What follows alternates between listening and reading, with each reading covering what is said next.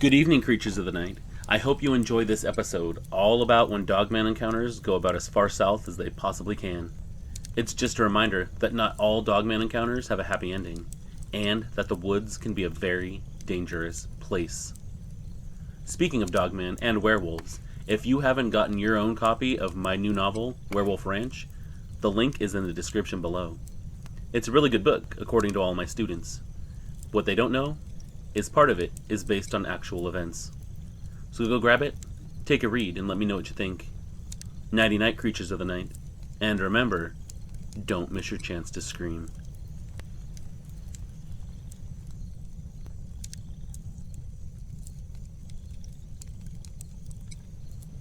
I didn't plan on sharing any of this, but for some reason I feel like I have to. For most of my life, it wasn't even a story. I mean that sincerely. It was just what happened to my uncle Mihai. Something that sat quietly in the background of our family history. The same way a bad harvest or a lost home might sit in someone else's. My mother never spoke about it in detail, and no one in our family ever questioned the version that we were given. I grew up hearing that he'd been killed by a wild animal in the Carpathians in 1966. A wolf, most likely. That was the official explanation anyway, and we treated it like carved stone. My grandparents left Romania with my mom not long after that happened, and by the time I was born, everybody had immigrated to America. The whole thing had been reduced to one of those family tragedies that everyone tiptoes around. If I ever even asked questions as a child, my mother always answered the same way. It was an accident. He went out at night and didn't come back. And she'd say it with such finality that even as a kid I knew the conversation was over. When I became an adult, I tried asking again. She never changed her story. Never added anything, never took anything away. It was as if she was afraid that one extra detail might pull the whole thing apart. I just assumed it was trauma. Loss has a way of freezing people in whatever posture they were in the moment that it happened, right? Then, 2 months ago, she got sick. The kind of sick where the doctors stopped giving timelines. I moved back home to help my father with her care. Day by day, she grew thinner, quieter, more tired. And then one morning, she asked me to sit with her.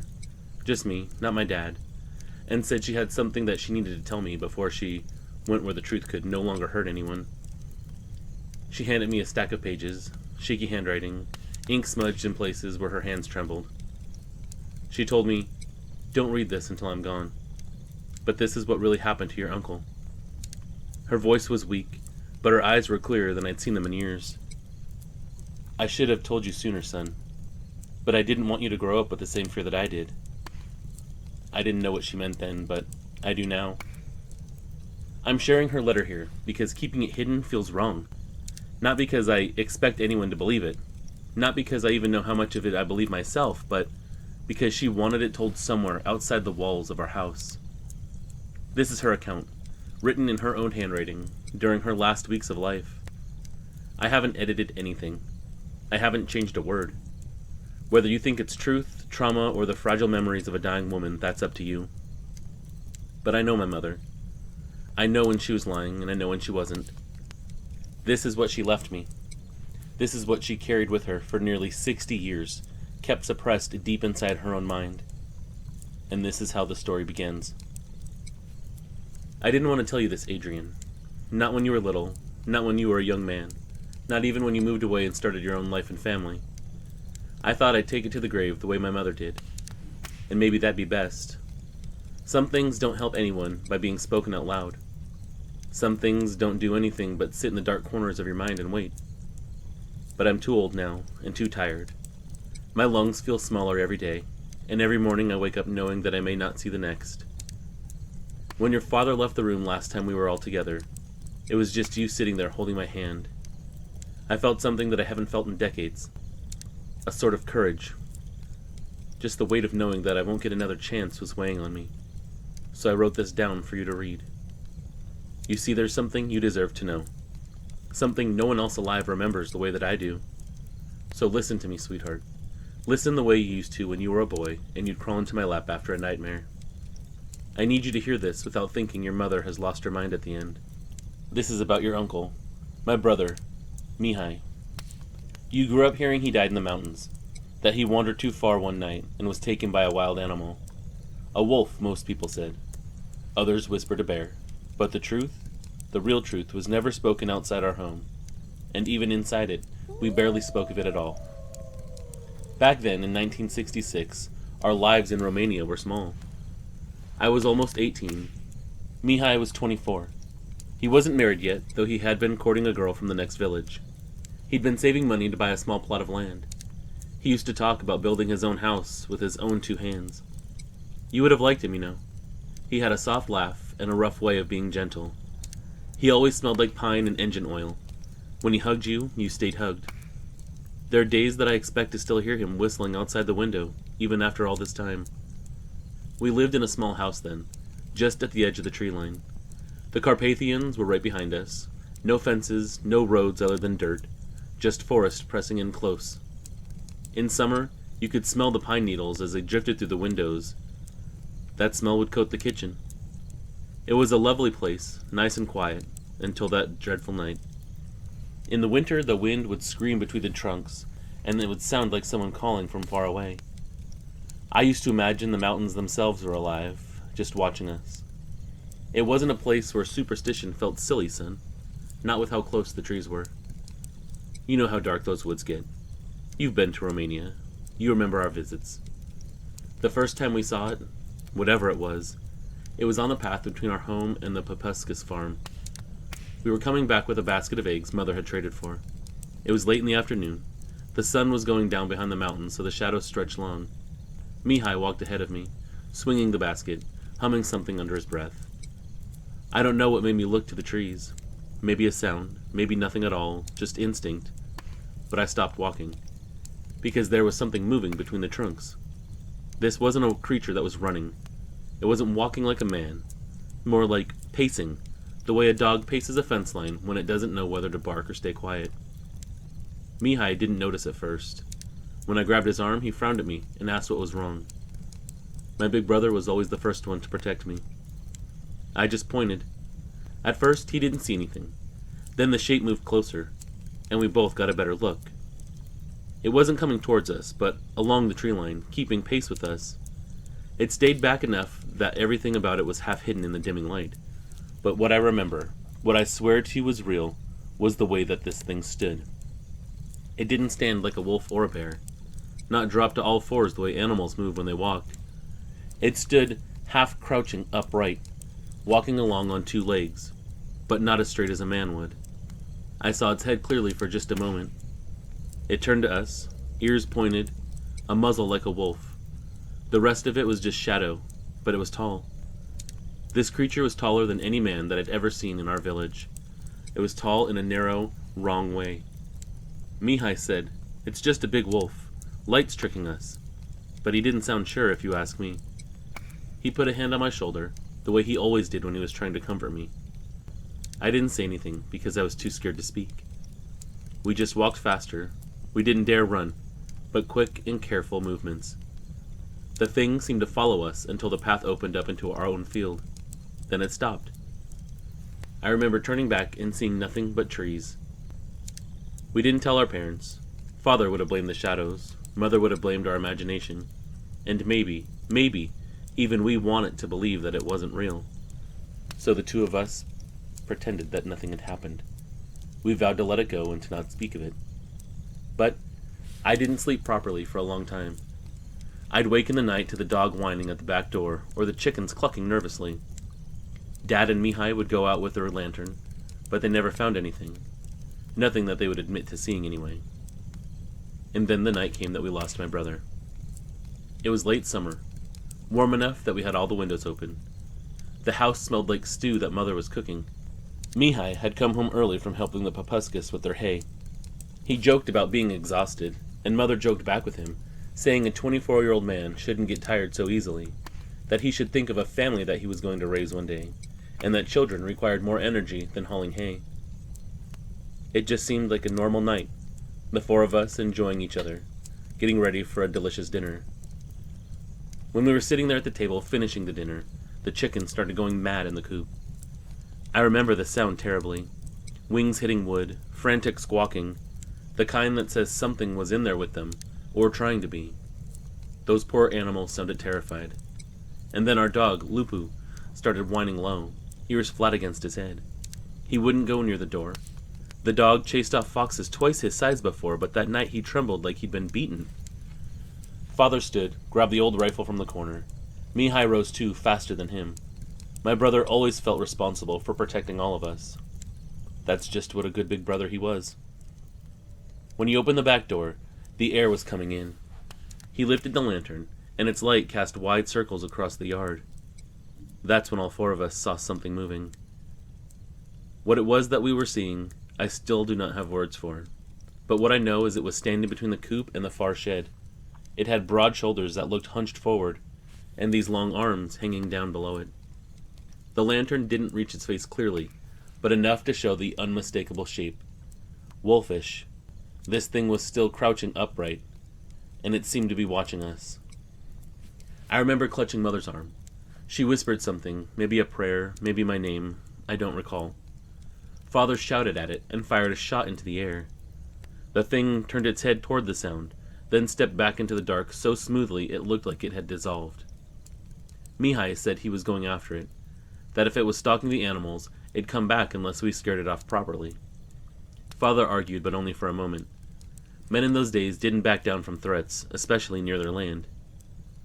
Mihai took the lantern, Father took the rifle. They walked briskly toward the shed, both of them glancing constantly at the trees. The lantern made their shadows stretch tall and thin across the grass. I remember Mother pulling me back from the doorway, telling me not to follow. I was too afraid to follow anyway. But I remember listening and praying that they would be okay. Mother told me that everything would be fine. But there was something in her voice, some trembling bit of fear. It told me that she didn't believe what she was saying either. She didn't want me to see her panic, I don't think. That's what a mother's job is, to protect their kids from fear, son, as I always have for you. From the doorway, the night swallowed them. The lantern glow flickered between trunks for a few seconds, and then it was gone. We heard them calling back and forth, a way to keep track of each other, the way men do in the dark. This was something that the two of them had practiced since Mihai was just a boy. And then one call came sharper. It was Father's urgent voice, yelling my brother's name. And then the sounds began. First, it was a grunt. It sounded loud, abrupt, like someone being shoved hard. Then Mihai shouted, not a word exactly, but a cry of surprise and pain. Something hit the ground. It was heavy. And then, the sounds we heard next are ones I will never ever forget, not even now, at the edge of my grave. Something growled, and it echoed through the night. But this did not sound like a wolf at all, nor did it sound like a bear. It wasn't the deep rumble of a bear. It wasn't the excited growl of a wolf. This was faster, panting, almost excited. What I heard was a horrible mix between anger and hunger. Whatever it was out there was thrilled. It seemed to be enjoying itself. I swear to you, my son, as I lie here writing this to you, that's the part that still haunts me to this very day. The excitement that seemed to be radiating off of the sounds that this creature was making. I heard my brother scream. It was loud at first. He sounded terrified, and then suddenly choked, like the air was being crushed out of him. There seemed to be a struggle. A thrashing noise echoed around us. We could hear branches snapping, grass being torn up, and one final cry. After that, there was nothing. I no longer heard my brother's footsteps. I didn't hear running. There was only silence. I could hear Father shouting his name over and over, his voice cracking. I could hear the fear in his voice. Mother was holding me so tightly I couldn't breathe. At some point she made me go inside, though I fought her. I wanted to run after them. I wanted to see if my brother was okay, but my legs wouldn't work. My entire body was numb. And I know Mother's felt the same way because she told me afterwards. I felt like the whole world had frozen around me, that I knew something terrible had happened, but I didn't want to accept it or see it. I just wanted my father and my brother to come home safely. A long time went by. To me, it felt like the stretch of a lifetime. Father came back. All he had was his rifle and the lantern. Even in that light, I could see he was pale. He was shaking. His eyes were as wide as if he'd seen the devil. Mother asked him where Mihai was. My father could only shake his head. He didn't have the answers. And then he said something that I will never forget. It wasn't a wolf. That's all he said. We stayed up all night waiting for my brother to return. But as the moments and hours kept passing by, we knew that his fate had been sealed. My brother was not coming back. The search lasted days. Men from 3 villages came to help. Father's friends, the husbands of mother's friends, even people that I knew. We all searched for my brother. We combed the forest, ravines, old hunting trails. All that was ever found were pieces of torn cloth that might have been from my brother's shirt, even though none of us were quite sure. At one point, several of the men found deep tracks in the dirt. Not paws, but something in between man and monster. They were too large to be human. Officials came. Not local ones. Strangers. Son, I promise you, these are men that none of us had ever seen before. They spoke in strange accents. They had clean boots and stiff posture. I never saw them handle a single tool. They told everyone to stop stirring panic. They told my parents it was a wolf attack, plain and simple, and that if anyone asked, and they assured us that someone would ask, we should say exactly that. I remember Mother crying in the next room that night. I remember Father telling her that speaking the truth would ruin us, that people would think that we'd gone mad. Those men had made it clear that we were to remain silent. And so we did. We were scared. We were grieving. The world had been different back then. We buried an empty coffin. I carried the truth in my chest for almost 60 years. I'm telling you this now not to frighten you, my love, nor to make you chase ghosts or go looking for something that should be left in the past. I'm telling you so you understand your uncle didn't wander off like a fool. He didn't disappear because he was careless. He didn't die by accident. Something took him. We saw it with our own eyes. I don't know what it was. I will never pretend to. Not in this life, nor the one that I am about to journey to. I don't have a name for it. I don't want a name for it. But it walked like a man. It watched us like it understood exactly what it was doing, or what we were doing. And that night, it was fast enough and strong enough to take a grown man without leaving a body behind. Your father doesn't know this version. I beg you not to burden him with this, as he is old and sickly now too. I never told him the truth. I have never told anybody the truth, except to you now, my one son. It wasn't his burden to bear. I suppose now it's yours, though. I hope you bear it lightly. I'm not asking you to believe in monsters. I'm not asking you to repeat this to anyone. Just don't let your uncle be remembered as a fool who got lost. Your uncle was a hero. He saved our lives that night. He did what he thought was right, the way men of that time did. I only ask you this. Trust your fear. Don't second-guess it. Don't look for shapes. Just go home. Be safe. Keep your love. Love your children. That's all I want for you, my love. I hope you'll come hold my hand a little longer, sweetheart. I'm tired now, but writing this to you lifts a burden that I have always carried. I carried it from Romania to America and across decades. I love you, son. I have since you were born, and I will with my last breath. Love, Mama. My mom died a few days after she dated that letter. It was there in her drawer for me to find after she was gone, just like she had told me. I can't imagine the fear and pain that she endured after that thing took my uncle, but I know that I believe her. Rest well, Mama. I love you.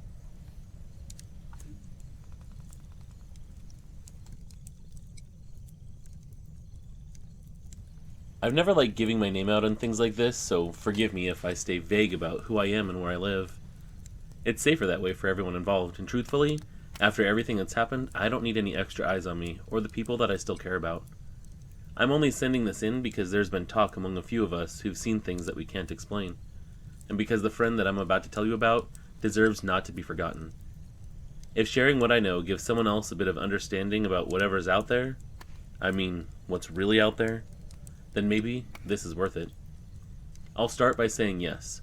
I do have ties to a couple other people who've shared their own stories before. Same region, Same sort of wooded land. Same kind of thing lurking where it shouldn't. As if these things are supposed to be anywhere in our world. But I won't go into any further details of my area than that. It's not my place.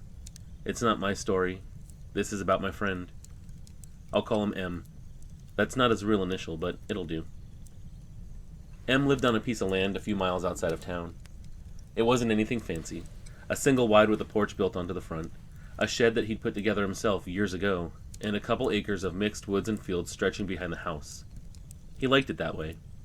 He was a simple guy, quiet, always had his dogs running in the yard. There were two of them, an old hound mix and a German shepherd. They're good dogs, both very smart, both very loyal. They never caused any trouble. M never married or had any kids. He had family outside of town, but that was it. Before all this, he wasn't the type to talk about the supernatural or anything strange. He wasn't superstitious either. He went to church sometimes, but mostly to keep his beliefs close. The kind of man who shrugged things off and handled problems with his own two hands. But if he called something odd, you knew it meant more than just odd. That's why when he came to me the first time with something bothering him, I paid attention. This would have been late 90s, in the summer. I'd stopped by to return a tool that I'd borrowed. It was an old post hole digger that he wanted back. When I got there, his dogs didn't run up to greet me the way they normally did. I was over at his house all the time. His dogs were used to me, and they both enjoyed a good belly scratch, but this time they were acting completely uncharacteristic of them. They were sitting close to the porch, ears up, both watching the trees. It was the ones behind the house, the ones that were thicker. Their hackles weren't raised or anything, but they were tense and focused. I mentioned it to him, and that's when he told me about the first thing. We'll call this sighting number 1. A couple of nights before I came over, he'd been taking scraps out to the dump at the far edge of the property. He said he saw something standing between two pines, taller than any person, broad shoulders, and the eyes were the part that bothered him the most. He said they reflected back at him like an animal's, but the shape was wrong. He didn't describe fur or teeth or claws. He told me he couldn't see well enough for that, and he wasn't going to pretend he could. He only saw a shape. But it was a towering shape that shouldn't have been there, and his dogs, who were usually brave, stayed on the porch whining. I laughed it off at first, told him maybe it was a neighbor or some poacher passing through, but he shook his head. No, man. This thing had a chest that was higher than any man could possibly have. And the way he said it, quiet and certain, it stopped me. Now, M didn't call the police, didn't mention it to anyone other than myself. He just kept it in the back of his mind and moved on. But it didn't move on from him.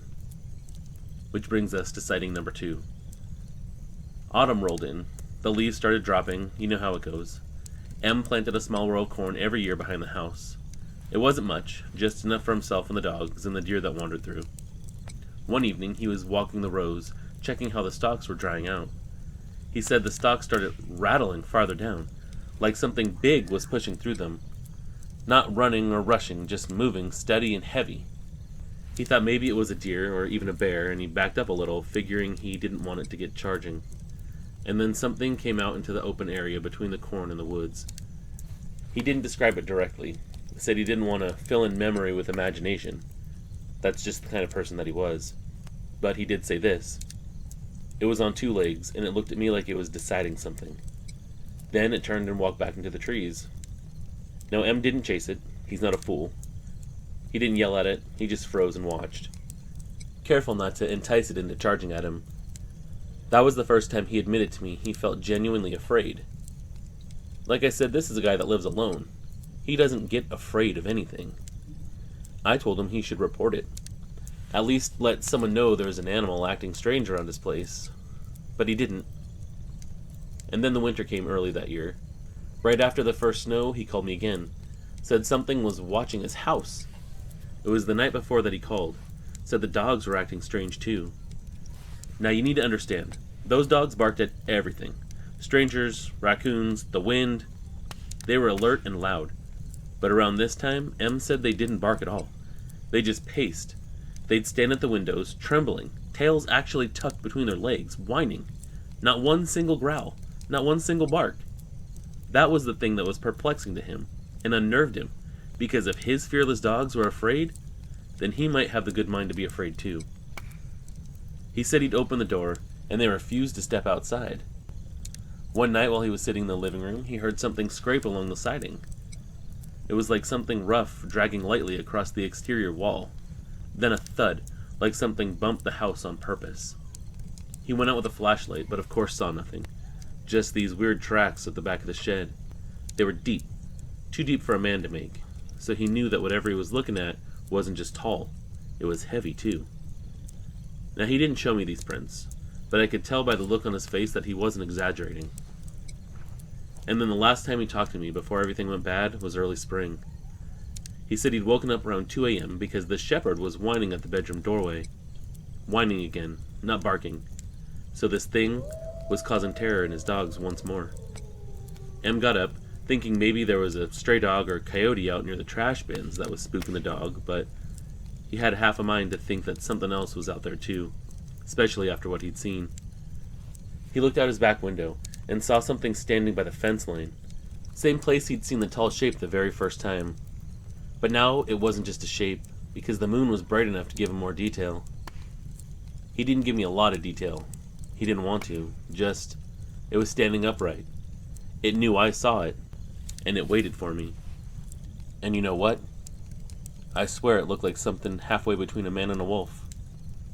And that's all he'd say. He told me he stared at it for what felt like a long time, and he knew, deep in his gut, it wasn't afraid of him. Not even in the slightest. That bothered me more than anything else that he said. A week later, something happened on his front porch. I wasn't there. This is what he told me. He opened the door to let his dogs out before bed. They bolted out, ran onto the porch, and then stopped dead. One whimpered and backed into the house. The other stood frozen. And that's when M saw it. The thing was standing right on the edge of the porch boards. It didn't attack.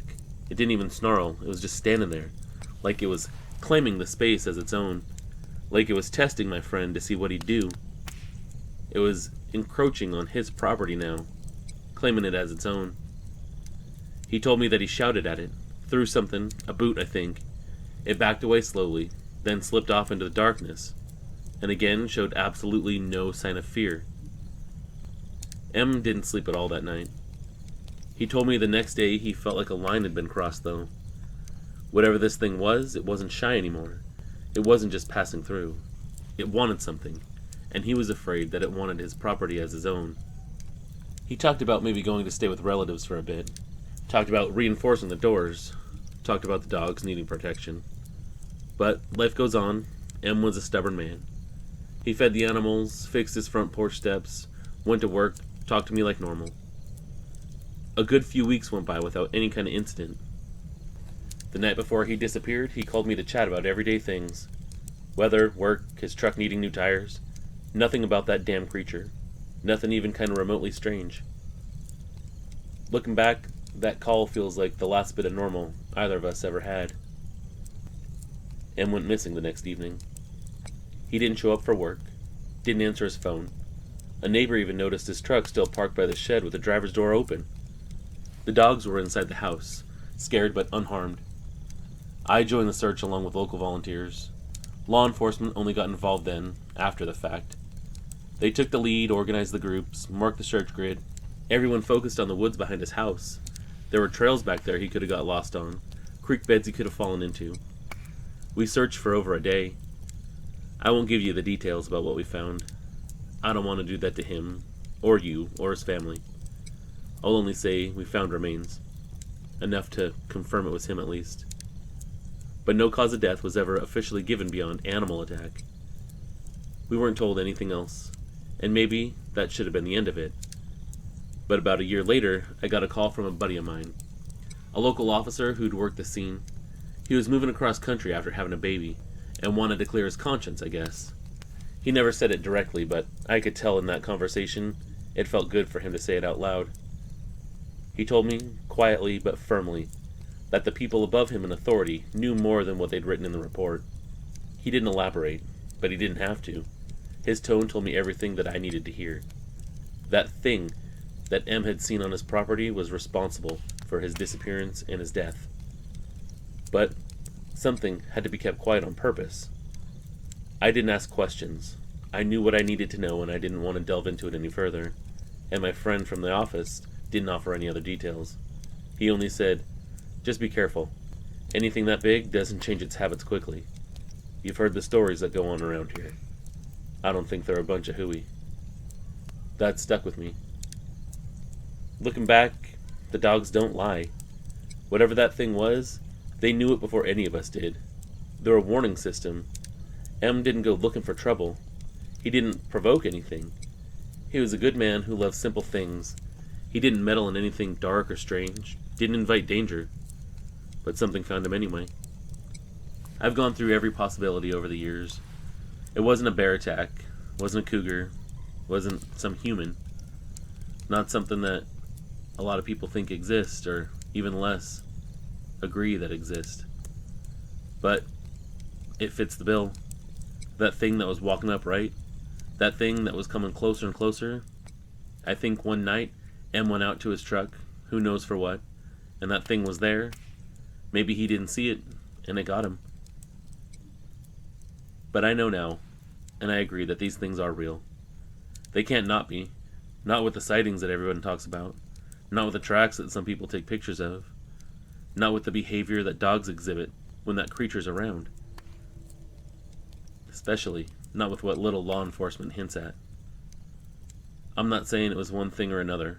I'm not giving it a name. I'm just telling you what happened to my friend. The part that I know, at least. The part that won't leave me alone no matter how many years pass. I still think about the way he talked that last month. Like he was quieter, more tired. Like something was wearing him down. And I can't blame him. He'd been dealing with something that only exists in most people's imagination or in movies. I think he felt watched, drained, maybe followed, hell, maybe even hunted. I wish he'd left sooner. If he had, maybe my friend would still be around.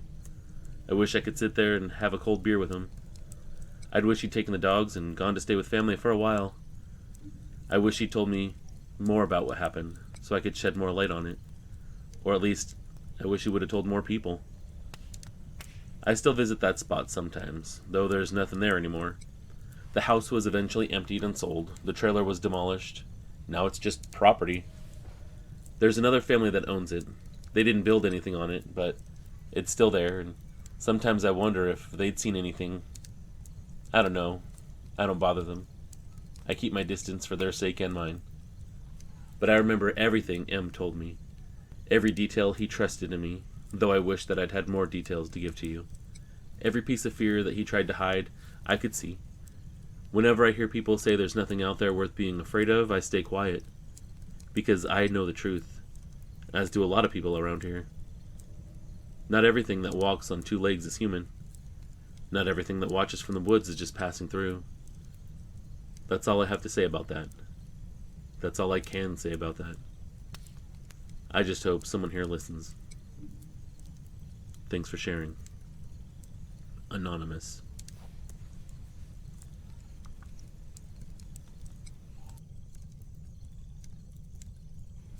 The job I had can be bloody hard.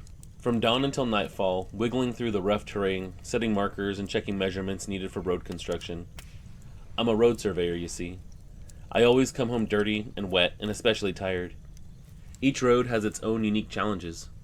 Rocky ground or marshy soil, or steep inclines, which ultimately means that every job can be quite different, making my work more complicated. During the jobs, I would be accompanied by my crew. The crew consisted of me and 5 other guys. The most experienced person out there was old Tom. He had enough experience for a lifetime with the company. He knew every little trick there was. He had a long white beard and a big scar across his face. One time during one of his jobs a long time ago, old Tom was in charge of removing trees from the place where the roads would be built. As they were cutting down some trees, one of them began to fall in the wrong direction, directly at the crew. The tree killed 2 people that day and injured old Tom pretty well. Maybe my face looks like a bird did its business on it, but at least I'm alive, he would say. He told that story a lot. The other men were Jonathan, Samuel, Lawrence, and Dean, with Dean and Lawrence being in charge. Dean was what we like to call the joker of the group, constantly cracking jokes of some sort. A lot of those jokes were lame, but there were some good ones thrown in there too. On the other hand, Jonathan was a calm man who didn't talk much. The guy was an introvert, but he was a good man with a passion for collecting rare items. Lawrence was a huge nerd and told us new fun facts every morning while we drank coffee. And Samuel was the grumpy guy who always had some complaints about everything. Naturally, we called him Mr. Grumpy. But we all got along pretty well. It was a pleasure working with the dudes. However, everything took a turn for the worst last year around summertime. I was 3 weeks away from vacation, and I could not wait to get away from my job and recharge my batteries. But before I could do that, I had one more job to finish up. We were tasked with clearing a path through an old infamous forest located on the outskirts of a small town I'll just refer to as Greenwell. People were terrified of these woods, and would avoid them at all costs. Allegedly, the forest near Greenwell was haunted. Some people talked about ghosts or even witches being out there, but strangely enough, most of the local stories were about werewolves. People claimed to see the shadows, flitting between the trees and hearing howls that would echo at night. But the actual scary part was the reality of the place, which was that people have disappeared going through the woods, enough to be less of a coincidence in my opinion. Naturally, my team and I were skeptical of that, but a job was a job, and with one that was paying almost double because my company refused to take it on, we agreed to do it. On our first day, we decided to start at dawn. Our plan was to survey the land and plan the road's path, marking trees and any other obstacles that needed to be removed in order to make the space for the road. The forest was dense, consisting mostly of old oak trees and thick underbrush. The sun barely shone through the canopy, and because of that, it was very chilly in there. And chilling, might I add. The forest was wet, and there was mud all over, but luckily we were prepared and dressed up properly. We could hear the sounds of the bugs and different animals all around, but nothing out of the ordinary so far. Probably thanks to the stories we'd been told, we were kind of on edge though. I would often get chills on my body, and strange feelings of being watched. Dean would try to joke and banter to keep up our spirits. "Come on, ladies," he calls. As we continued our work, strange things started to happen though. It began when I saw in the corner of my eye a very quick shadow moving amongst the trees. I didn't want to bother or scare the crew, so I didn't mention it, because it could be anything, right? But moments later, Jonathan spoke up, saying, "Feels like we're being watched in here." I remember him rubbing his neck and acting really nervous. "Yeah, I think I saw something just now too," I added. "Just a deer," Samuel said. The day after that, we started by cutting down the trees. Old Tom was in charge of the truck and pulling the trees out, and the rest of us were using chainsaws to cut them down. After some hours of work, we decided to take a break. As we cooled off, we were walking among these uncut trees to see how many we had left. "Guys, come look at this," Lawrence yelled to us. We all quickly gathered around to see what he was talking about. On one of the trees, there were these massive claw marks. But that wasn't all. The mark looked like it was covered in some sort of red liquid. To me, it was obvious that it was blood. "Tom, what do you think of this?" I asked. "Maybe a wolf or a bear?" Tom looked at it and said, "Well, son, to be honest, I saw many wolf and bear claws in my time, but nothing looks like this. I guess a bear could have made it, but it looks deeper than what I've seen. Pretty big, too." "And what do you make of the liquid? Is that—" But I didn't manage to finish my sentence because Tom cut me off. "It's tree sap, don't worry about it." I don't even think Tom believed that. I think he knew it was blood. We all knew it. After that, we all seemed to pick up the pace. Those claw marks and that blood was very unnerving. We were trying to finish as soon as possible, and luckily the rest of that day was uneventful. As the days went by, though, the sense of being watched grew stronger. We'd hear twigs crack, see shadows move between trees, hear howls in the distance. They were long and terrifying, and honestly, I couldn't really identify them because they didn't sound like a wolf. It seemed more and more to us like we were being hunted. What I think was really the breaking point, though, was the moment that we started to find dead animals in the woods. Rabbits and squirrels at first, and then some wild boars, all mutilated, and I'll just leave it at that. But the worst were those claw marks, because they were identical to the ones that we found in the tree, but deep in the flesh of this animal. At that point, even Dean got serious and started to say we needed to finish the job quick. On the 8th day we were out there, we were working late, and the sun had already fallen down, but we were deep in the forest marking measurements for the road when we heard the scream.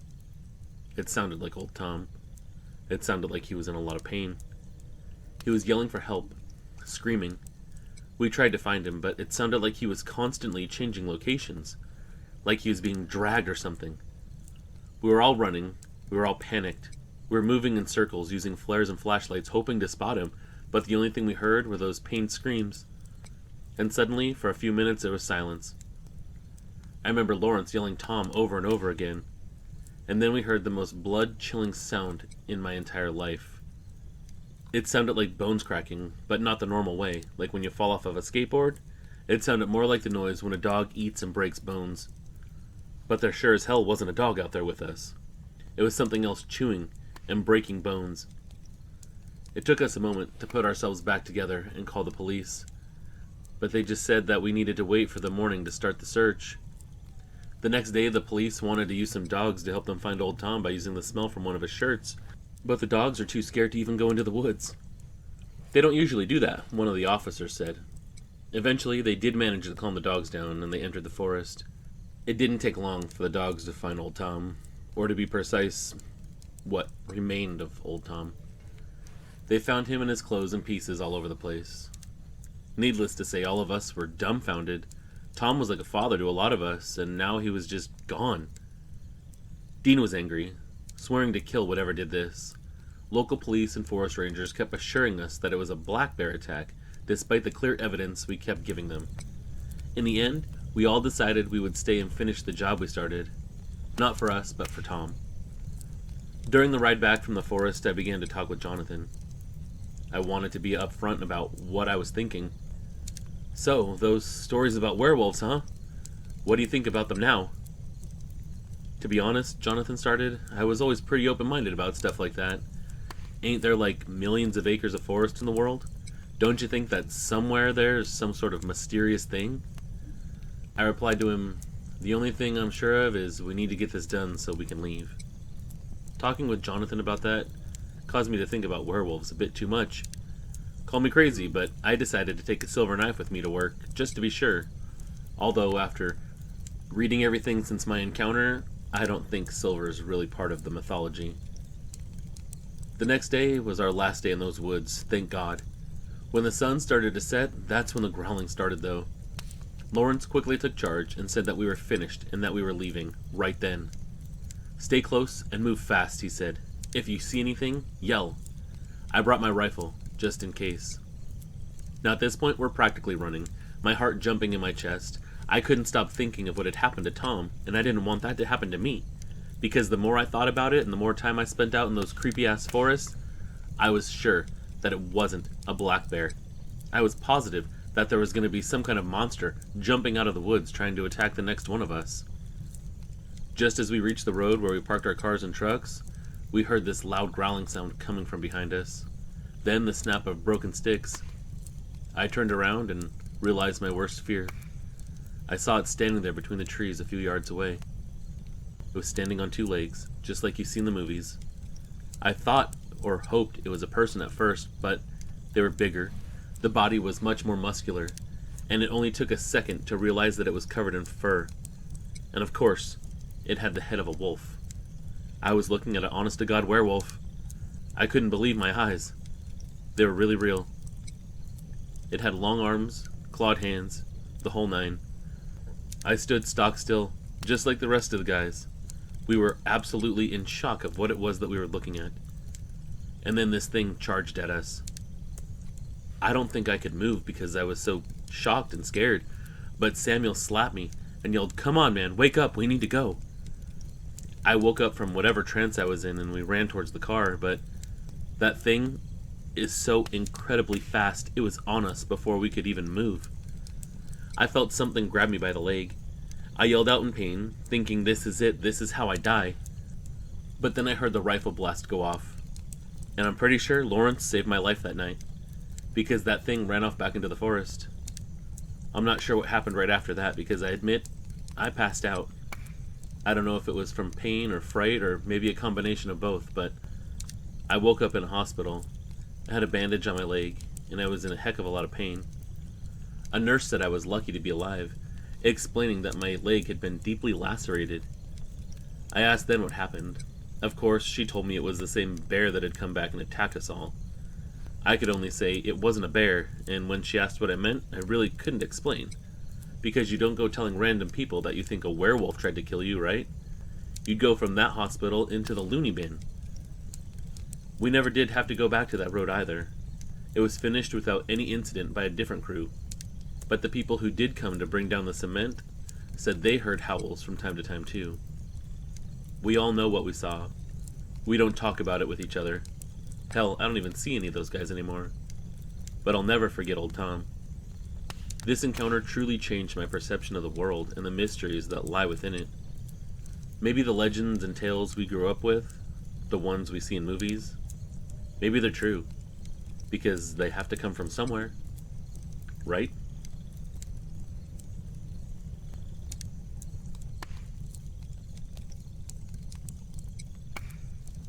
A while ago now, I worked as a wildlife official for the area called the Land Between the Lakes. Yes, I have heard of the infamous Dogman attacks there. Most of us have. But no, I haven't seen one myself. And not a lot of people there actually give credit to those myths. I, however, am different than that. Because one time, I did come across a campsite. It was from people that I do believe in my heart of hearts was the result of a Dogman attack. I'm sorry that I have to be vague about this encounter, but since it's still considered an open case, I can't give too many details. But here's what happened that day. It was 7 years ago now. I was on my normal shift and came across this abandoned campsite. They weren't really supposed to be in that area anyway, so I stopped and had a look around. The first thing I noticed was that everything was still there. We're talking coolers, tents, personal possessions, even the vehicles. But the next thing I noticed is what made me alarmed. It was the state of the tent. One of the sides was completely ripped open. It looked like somebody took a razor blade or a knife and just shredded the side of it. There were blood trails too, but not enough to make me worry just yet. I called around the area and searched for the basic perimeter, but I couldn't find or hear anybody. I called it in, asked for backup, gave them the coordinates, and waited for them to get there. While I waited, I searched more through the possessions and found 2 wallets. One for a man, one for a woman. So we had names of the people that were missing at least. And like I said before, I'm sorry I can't give out that information. When the backup got there, we noticed these big scuffle marks that looked like somebody or something might have been dragged away from the area. We also noticed these very large footprints that looked like they could have been canine. I took a sample of the blood and called in more backup. We needed to do a missing person search now, so we all started to look around. We searched the rest of the day in the surrounding wooded area for the people that were missing. We got into contact with their families to see if they'd just come home early, but unfortunately, nobody had heard from them. We took samples of everything we saw there, including the blood trails that we saw, and took pictures of the footprints and the scuffle marks. We went back defeated once night started to fall, but we set out to search the next day as soon as the light was up. We had even more volunteers, wardens, and police officials. We all combed through the area, but we still found nothing. After a few days, I was contacted by my boss, and I was told that this case was now deemed classified by people that he had to answer to, and I was actually supposed to cease all search efforts. Like I said, that was 7 years ago now. Those people have still not been found. It's not a closed case by any means at all. Sometimes people vanish for a long time. They get in trouble with the law, they run off, start a new identity. Sometimes people even run away because they can't be together. But in my heart of hearts, I don't think that was the case. The blood trails were identified as human, I can tell you that, but I can't give you any more details. I got out of that profession after that. I couldn't be around those woods knowing that something was out there that could harm people like that, or that I couldn't do my job to help people. I don't know what it is that's truly out there. I don't know what they were attacked by, but it makes you wonder, considering all the local lore, right? If it was in fact the beast of the Land Between the Lakes, then that wasn't the first time this creature has attacked people. I certainly hope, though, it'll be the last.